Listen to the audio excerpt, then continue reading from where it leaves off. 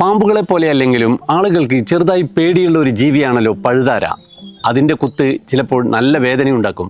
100 കാലൻ എന്ന് ഏകദേശം അർത്ഥം വരുന്ന സെന്റിപ്പെഡ് എന്നാണ് സായിപ്പ് ഇതിനിട്ട പേര്. ലാറ്റിനിൽ നിന്നും 100 എന്നർത്ഥം വരുന്ന സെന്റിയും കാൽ എന്ന് അർത്ഥം വരുന്ന പെഡസും ചേർത്താണ് ഈ സെന്റിപ്പെഡ് എന്ന പേര് വന്നത്. ഇവരുടെ അടുത്ത ബന്ധുക്കളായിട്ട് നമ്മൾ കണക്കാക്കുന്ന സാധുക്കളായിട്ടുള്ള തേരട്ടകൾക്ക് മില്ലിപ്പെഡ് എന്നാണ് പേര്. 1000 കാലുള്ളവർ എന്ന അർത്ഥത്തിൽ. പരന്ന നിരവധി ഖണ്ഡങ്ങൾ ഒന്നിനു പിറകെ ഒന്നായി എന്ന വിധത്തിൽ നീളത്തിൽ ഘടിപ്പിച്ചതുപോലെയുള്ള ഒരു ശരീരമാണ് പഴുതാരക്ക്. ഈ ശരീരത്തിലെ ഓരോ ഖണ്ഡത്തിലും ഓരോ ജോഡി കാലുകളാണ് ഉണ്ടാവുക. അതായത് ഒരു ഖണ്ഡത്തിൽ 2 കാല്.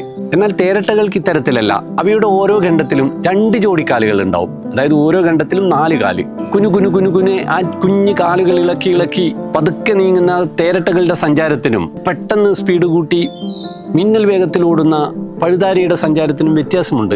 അതായത് മെല്ലെപ്പോക്ക് എന്നൊരു രീതി പഴുതാരകൾക്കില്ല. ഓട്ടം മാത്രം, അല്ലെങ്കിൽ നിൽപ്പ്. ആർത്രോപോഡുകൾ എന്ന് പറയുന്ന വിഭാഗത്തിലാണ് ഇവരൊക്കെ പെടുക. അതായത് നിരവധി ഖണ്ഡങ്ങൾ കൂട്ടിച്ചേർത്ത കാലുള്ളവർ എന്നാണ് ഈ ആർത്രോപോഡ എന്ന വാക്കിന്റെ അർത്ഥം. തേരട്ടകളെ പോലെയല്ല പഴുതാരകൾ നമ്മളെ കടിക്കും അല്ലെങ്കിൽ കുത്തും. അതിന് വെനമുണ്ട്. എന്നാൽ പാമ്പുകളെ പോലെ പ്രത്യേക തരത്തിലുള്ള വിഷപ്പല്ലുകളൊന്നും ഇവർക്കില്ല. അല്ലെങ്കിൽ ഇവർ വായ് കൊണ്ടല്ല കടിക്കുക. പഴുതാരകളുടെ ആദ്യ ഖണ്ഡത്തിലെ കാലുകൾ ഒരു പ്രത്യേക തരത്തിൽ രൂപാന്തരം സംഭവിച്ച് ഒരു നഖങ്ങളായിട്ട് വിഷനഖങ്ങളായിട്ട് മാറുകയാണ് ചെയ്യുക. ആ വിഷം ഉപയോഗിച്ച് ഇരയെ കൊന്നോ കീഴ്പ്പെടുത്തിയോ ദഹിപ്പിച്ചോ ഒക്കെയാണ് ഇവ ഭക്ഷണമാക്കുന്നത്.